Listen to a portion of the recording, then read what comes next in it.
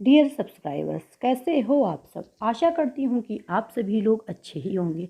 दोस्तों, अभी पिछले वीडियो माता कात्यायनी के छठे रूप की पूजा कैसे की जाए, उनका नाम कात्यायनी क्यों पड़ा, इत्यादि के बारे में जाने थे। आज हम लोग माता जी के सातवें स्वरूप कालरात्रि के रूप में जानेंगे कि उनके कालरात्रि नाम क्यों पड़ा और उनके इस रूप की पूजा करने से क्या लाभ है।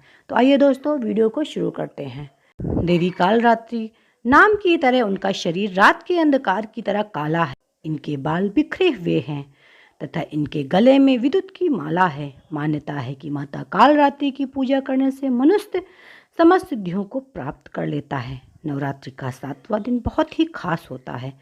माँ कालरात्रि ने असुरों का वध करने के लिए यह रूप लिया था। इस दिन विधि विधान से पूजा करने से माँ प्रसन्न हो जाती हैं। माँ कालरात्रि बेहद शक्तिशाली हैं। जो लोग विधि विधान से माँ की पूजा अर्चना करते हैं उन्हें संकटों से मुक्ति मिल जाती है, इसलिए इन्हें शुभंकरी माता के नाम से भी पुकारते हैं।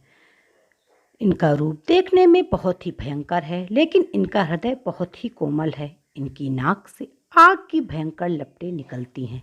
माँ कालरात्रि की सवारी गंधर्व यानी गधा है। इनका दायां हाथ हमेशा ऊपर की ओर उठा रहता है। इसका अर्थ है माँ सभी को आशीर्वाद दे रही हैं।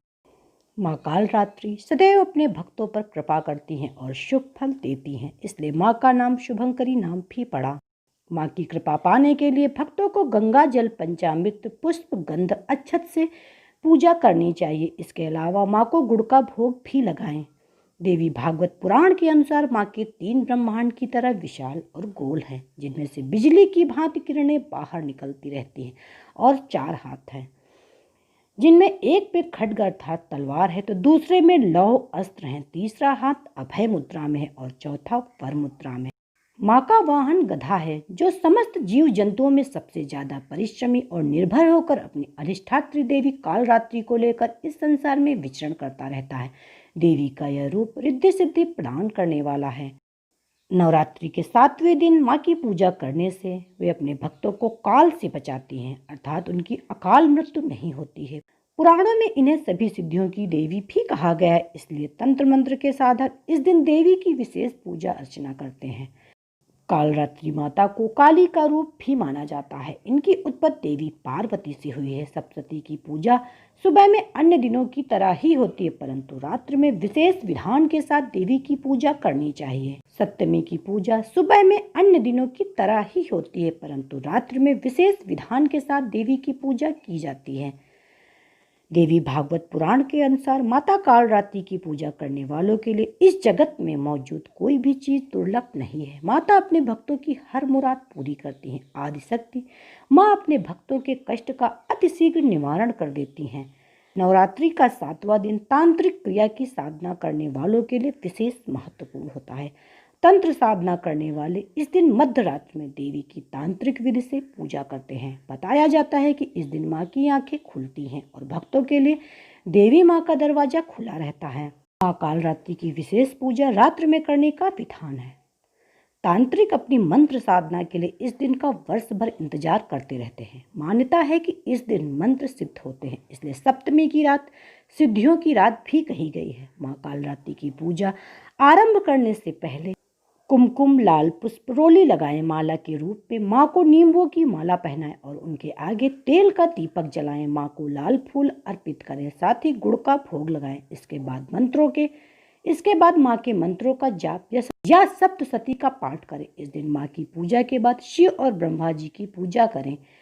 माँ कालरात्रि की पूजा करने से करियर संबंधी आने वाली दिक्कतें दूर हो जाती है। वहीं जिन लोगों को अनावश्यक भय बना रहता है, उन्हें भी माता जी की पूजा करने से आराम मिलता है। जिन लोगों को आग, जीव जंतु, भूत प्रेत का भय लगता है, उन्हें माँ कालरात्रि की पूजा जरूर करनी चाहिए। दोस्तों, आइए जाने माँ कालरात्रि की कथा।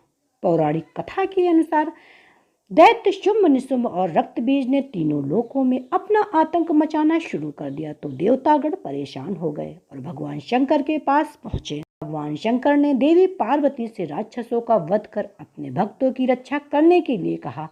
भगवान शंकर का आदेश प्राप्त करने के बाद पार्वती जी ने दुर्गा का रूप धारण किया और शुंभ निशुंभ का वध किया, लेकिन जैसे ही माँ दुर्गा ने रक्त बीज को मारा, उसके शरीर से निकले रक्त की बूंदों से लाखों रक्त बीज उत्पन्न हो गए। तब दुर्गा ने माँ कालरात्रि के रूप में अवतार लिया। माँ कालरात्रि ने इसके बाद रक्त बीज का वध किया और उसके शरीर से निकलने वाले रक्त को अपने मुख में भर लिया। दोस्तों, नवरात्रि के 7वें दिन माँ कालरात्रि को गुड़ का भोग लगाना चाहिए। माँ कालरात्रि को गुड़ बहुत प्रिय है। भोग लगाने के बाद इसे प्रसाद के रूप में ग्रहण करना चाहिए। माँ कालरात्रि का मंत्र है, या देवी सर्वभूतेषु माँ कालरात्रि रूपेण संस्थिता नमस्तस्ते नमस्तस्ते नमस्तस्ते नमो नमः। ओम कालरात्रि देव्यै नमः। ओम ह्रीं क्लीं। दोस्तों, ये थी नवरात्रि के 7वें दिन माँ कालरात्रि की पूजा कैसे की जाए, कैसे उन्होंने रक्त बीज का संहार किया इत्यादि के बारे में जानकारी। हम आपको अगले वीडियो में माता जी के 8वें स्वरूप के बारे में बताएंगे। माता जी के 8वें स्वरूप में महागौरी स्वरूप की पूजा की जाती है।